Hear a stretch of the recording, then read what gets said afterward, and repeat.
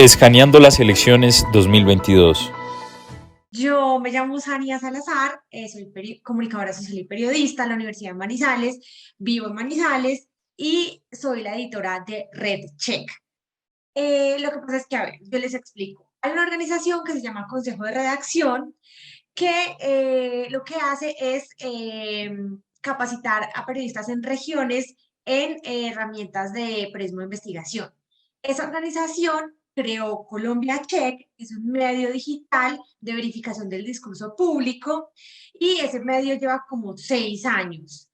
Eh, y en momentos coyunturales como las elecciones presidenciales o también como la pandemia, eh, Consejo también creó una red nacional de chequeadores que es Red Check, que lo que hace es, en el caso de las elecciones, cubrir las elecciones más desde las regiones. Entonces, es el mismo trabajo de verificación de información, pero digamos que potenciado, porque Colombia Check tiene como, el equipo son como 11 personas más o menos, y pues cubrir las presidenciales con tantos candidatos para tan poquita gente es complejo, además porque hay mucho que chequear, el discurso público de los candidatos, pero también la desinformación que se mueve por redes sociales.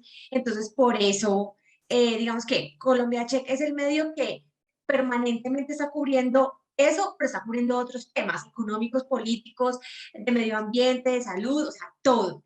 Entonces, en el momento de las presidenciales ya se les desborda un poco el trabajo y por eso es que sale Red Check, por eso es que se reactiva cada que hay una coyuntura, pues para entrar a apoyar ese trabajo de chequeo que hace Colombia Check permanentemente. Para nosotros determinar si vamos a chequear o si vale la pena, por decirlo de alguna manera, chequear alguna desinformación en redes sociales, digamos que hacemos una evaluación que parte de qué tan viral está haciendo esa información. O sea, si es viral, si está tomando, digamos, como esos tintes, la, la chequeamos porque chequear algo que tiene muy poquito alcance en redes puede ser contraproducente, o sea, puede, digamos que lograr el efecto contrario, en vez de aclarar la desinformación, hacerla mucho más visible, y esa no es la idea.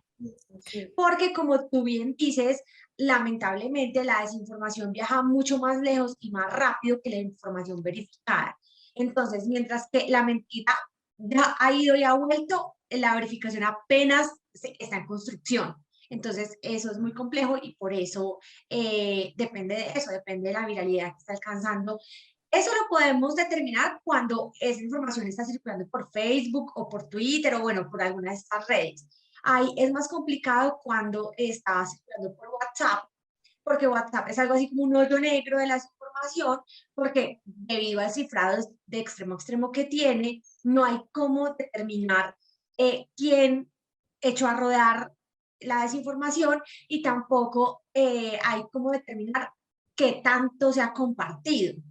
A veces, digamos que uno sabe porque ya mucha gente le empieza a decir y se vuelve como tema de conversación, que esta cadena, y entonces, y le llega a veces a uno varias veces, entonces uno dice, esto está siendo viral, la gente se lo está creyendo, chequeemos. Hay que aclarar una cosa y es que la verificación de información es un principio básico del periodismo. O sea, todas las publicaciones que hacemos los medios o los periodistas deberían ser previamente verificadas. O sea, deberíamos asegurarnos de que lo que estamos publicando es verdad, básicamente. Pero eso no se cumple lastimosamente en muchos de los casos, pues por muchas circunstancias. A raíz precisamente de que las redes sociales e Internet han tenido pues como un boom tan grande, esas redes sociales se han convertido en un canal por el cual de la desinformación o las mentiras viajan muchísimo más rápido y llegan más lejos. Entonces, hay, digamos que, dos frentes de chequeo. El chequeo de discurso público, que es el chequeo de lo que dicen los candidatos, los políticos, los líderes de opinión. O sea, ahí lo que se hace es tomar las declaraciones públicas de ellos, averiguar si lo que dijeron es verdad o no, o qué tan cierto es o no, y explicar por qué, ¿cierto? Y eso es supremamente importante porque el discurso público debe basarse en datos certeros, pues para que sea un discurso de calidad y para que la democracia sea una democracia sana, los ciudadanos tomemos las decisiones tan importantes como el voto basados en información certera. Y, eh, y el otro frente es el chequeo de desinformación, o sea, de todo lo que circula por redes sociales. Y que de ese pues ya más o menos les expliqué. Entonces, como les digo, el chequeo de discurso público, lo que hacemos es básicamente el ejercicio que hace cualquier medio de comunicación en un consejo de redacción, que es que los periodistas proponen temas dependiendo de la coyuntura de lo que haya dicho la persona y de la importancia de ese tema para la ciudadanía. Entonces, no sé, por ejemplo, si Petro está hablando de las pensiones, entonces, pues las pensiones son un tema que le importan a muchos de los colombianos pues, porque les toca el bolsillo.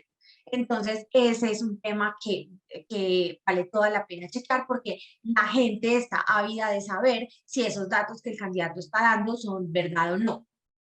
Las elecciones regionales o presidenciales son por lo general un pico de desinformación. O sea, en esos momentos se generan unos picos de desinformación muy grandes.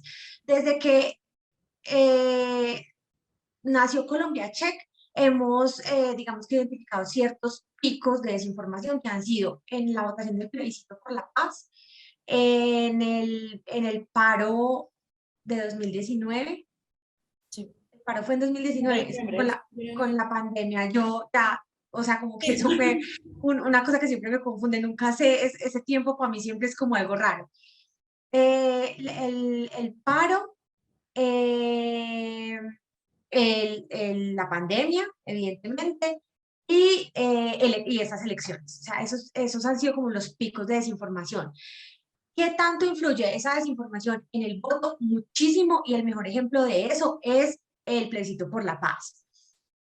O sea, nosotros nacimos, Colombia Check nació en el marco de ese plebiscito por la paz. O sea, Colombia Check nació con el objetivo de chequear todo el discurso público relacionado con las negociaciones que se están haciendo en La Habana entre el gobierno y las FARC. Y ahí vimos claramente un ejemplo de qué tanto puede influir la desinformación en una votación así, porque la gente suele creer mucho en la información que recibe por WhatsApp y por redes sociales, se vio reflejado en el resultado del plebiscito. Mucha gente, o sea, ¿cuál fue la dificultad? Que toda la información estaba en un documento que tenía muchas páginas, que era a veces complejo de entender. La ciudadanía en general no tenía ni idea qué decía ese acuerdo y por lo tanto no sabía qué había pactado el gobierno con las FARC en La Habana. Y lo que hicieron los detractores de este proceso fue empezar, o sea, coger cosas que eran ciertas y mezclarles algo de mentira y con eso confundir a la gente. Entonces mucha de la gente fue a votar por el plebiscito creyendo cosas que en realidad no eran ciertas. Ese es un reto enorme porque, como les decía, la desinformación viaja mucho más rápido y a lugares ya más lejanos que la información verificada. El reto de esto es, o sea, ¿cómo funciona la desinformación?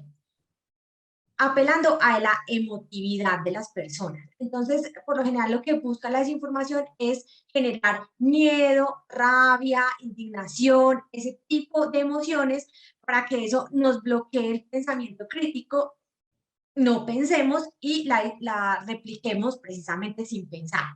Entonces, es muy complicado porque tú tratas de responder a eso con la razón, que es hacer el chequeo y buscar hacer toda la investigación, buscar de dónde salió eso y explicarle a la gente con pruebas que eso no es verdad o que eso es verdad a medias por las razones que uno encuentre.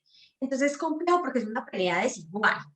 Entonces, el gran reto el de los chequeadores es ese, es cómo hacer que la gente consuma la información verificada.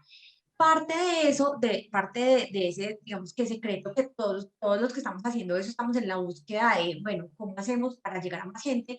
Es, digamos que empacar, por decirlo de alguna manera, los contenidos en los mismos empaques que viene la desinformación para que le llegue a la gente de esa misma manera y por los mismos canales. Entonces, por ejemplo, si hay una desinformación que se está moviendo por WhatsApp y que está en formato de video, lo que tratamos de hacer es, listo, entonces hagamos un video con información verificada y y lo ponemos a rodar también en WhatsApp. Y tratar también de encontrar un tono que la gente, con el que la gente conecte fácilmente para que la información le llegue. Entonces, es eso. Y bueno, también pensar, bueno, entonces, cómo también llegamos un poco a la emotividad de las personas de una buena manera y pues para lograr un buen objetivo siempre con la base de la información verificada. Y lo que tú me preguntabas de las otras organizaciones que hacen chequeo en Colombia, otro medio que hace chequeo y que lo hizo, fue el primero que lo hizo en Colombia, es La Silla Vacía. Pero la silla vacía, o sea, el énfasis y el fuerte de la silla vacía no es ese, sino el análisis político. Ellos hacen chequeo, eh, sobre todo en elecciones. Lo que hemos visto hasta ahora en esta campaña, bueno, RedCheck lleva un mes larguito chequeando esto, pero lo que hemos visto hasta ahora es que se mueve mucha desinformación en redes sociales de Francia y de Petro. A Petro le cobran muy duro su pasado como guerrillero, y bueno, y yo creo que ustedes vieron lo de Francia, que le sacaron que tenía un subsidio, y bueno, han tratado de, digamos que por decirlo de alguna manera, por debajearla con varios rumores que no son ciertos. Ahora le están cobrando muy caro lo del comentario de los huevos. Sí, sí, los atacan muchísimo, pero a Fico también le salen por ahí cositas de desinformación. Eso es de bando y bando, o sea, y no estoy diciendo que es que la desinformación de uno la saca la campaña del otro, no necesariamente, aunque también puede pasar, pero en general la gente, por ejemplo, con respecto a lo de Petro, está muy mal informada, o sea, la gente no sabe cuál fue la verdadera participación de Petro en el M19, por ejemplo, ese día por redes sociales. Porque digamos que eso es lo que más, a lo que más atención hay que ponerle en esos momentos. Entonces estamos todos como súper pendientes de qué cadena de WhatsApp, de qué desinformación nos vemos por ahí o de qué desinformación la gente nos pide pues, que verifiquemos. Entonces, esa es como en el momento, el día de la elección y esos días previos, eso es como lo más importante, lo que más le ponemos pues como cuidado. A veces lo que hacemos es tratar de